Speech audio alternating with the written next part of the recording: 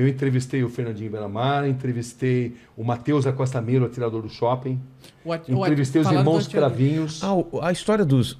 Entrevistei os canibais de Garanhuns. Isso que eu ia falar. Essa história é tão bizarra. Deixa eu... É bizarra. Essa história dos canibais eu tava vendo a sua entrevista. Era uma seita, né? Onde ele manipulava as A mulheres. seita era... Puxa, você sabe eu esqueci, mas... Eu também não vou lembrar agora. Ele manipulava as mulheres, né? Manipulava as mulheres. Ele era um cara muito bom de conversa e as mulheres seguiam fielmente tudo que ele dizia. Matavam, esquartejavam e ainda usavam a carne para coxinha. Que absurdo, cara.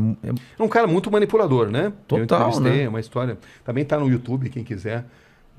Eu vi esses dias, sabendo que você vinha, que eu fui rever essa... Cara, é impressionante. A mulher falando em Deus, aí mostra, né? Tem uns impressos, né?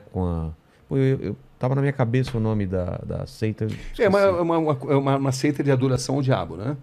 Basicamente era isso. O nome não lembro exatamente agora, mas então, na matéria tem. Porque foi localizar todo um livro, ele tinha escrevido um livro. Porque é o seguinte, ele escreveu um livro que se recusaram a publicar. E ele, na verdade, ele escreveu num livro que depois ele iria realizar. Entendi. Essas mortes...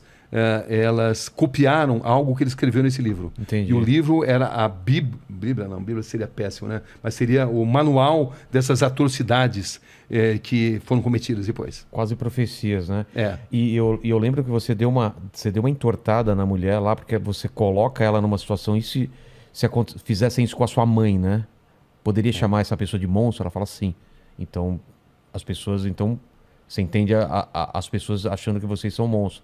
E eu achei isso porque ela não percebeu que ia para esse lado a pergunta depois, né? E aí ela se dá conta, né? Quando você está nessas entrevistas, é uma guerra mental. Né? Você vê que eu não levo, como você também não, né? Não levo anotação. Porque você não pode perder o olho no olho. Exato. Entendeu? Porque o body language, né? A linguagem corporal. As grandes perguntas, elas nascem de respostas incompletas, aonde você às vezes muda totalmente... Ou de silêncios, né? Silêncio, pausas, você muda totalmente o encaminhamento da entrevista mediante algo que foi contado. Mas para isso você precisa estar muito atento. E você não pode perder, você não pode baixar os olhos, senão você perde o contato com a pessoa. Então, é assim que você consegue extrair, né? Eu lembro, por exemplo, quando entrevistei o Matheus da Costa Melo, o atirador do shopping, né? Uma frase dele que me impressionou muito. Aquele do filme, que ele entrou no meio do filme. Isso, que ele assistiu o filme Clube da Luta e depois... Saiu atirando mesmo. Exatamente, saiu atirando. E ele dizia, o que ficou na sua mente? Ele falou, ficou na minha mente claramente o cheiro de sangue e pipoca. Caramba. Você vê, ele relacionava sangue e pipoca na mente dele.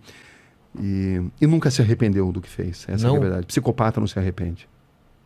Porque ele pode até falar que se arrepende porque eles são inteligentes, são frios e notam que precisam falar muitas vezes o que as pessoas esperam ouvir. Entendi. Mas psicopatas não têm cura. Caramba. O Vulkslock 22, olá Inteligência Cabrini, gostaria de saber, existe uma enorme romantização da criminalidade do perfil das pessoas que cometem crime, mas na experiência, qual a sensação e lição que tira de toda essa experiência com eles? Existe algo a ser aprendido com a mente dessas pessoas. Traumas de infância, ou não. Sempre tem um gatilho ou não? Às vezes sim, às vezes não. Não é exatamente automático. Muitos usam isso como algo para justificar o que fizeram, entendeu? Como um trauma da infância, né? Então você precisa penetrar muito nessa mente, e penetrar na mente de um psicopata é tarefa complicada, mas boa parte deles padece do bichinho, do viriatismo, da vaidade, e é quando você consegue extrair muita coisa. E eles gostam também de submeter a capacidade deles de manipular a sua capacidade de perguntar. Então, eles estão sempre tentando te manipular a perguntar o que eles querem responder. Com certeza, com certeza. É um jogo mental violento, onde você precisa ter o máximo de concentração. Senão você faz exatamente o que eles querem, né? Você faz, senão você não surpreende. E eu costumo usar muitas vezes a tática de repetir determinadas perguntas em situações diferentes para extrair respostas às vezes diferentes. Entendi. Por um deslize emocional.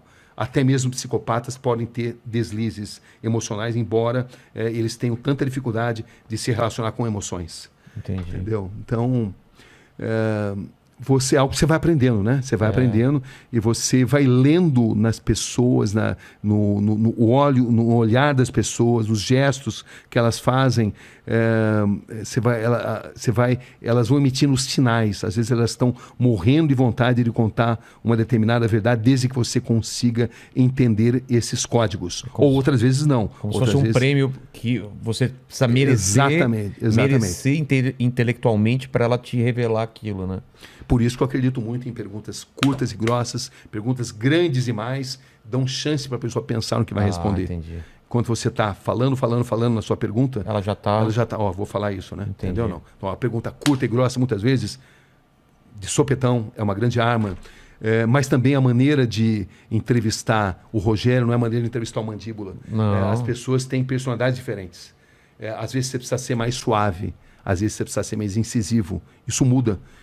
Como decidir? Experiência.